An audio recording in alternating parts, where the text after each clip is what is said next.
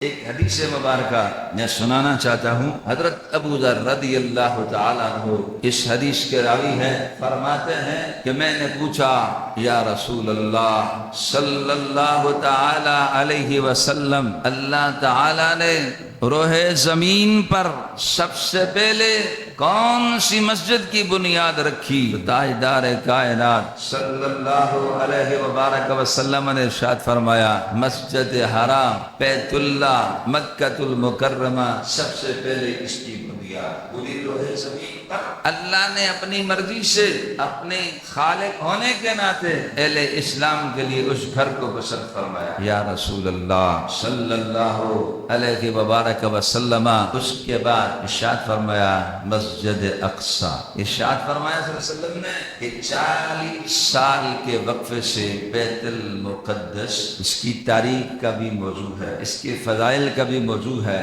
ان 10 منٹوں میں کچھ نہیں بتا سکتا ہوں، صرف اشارہ کر سکتا ہوں۔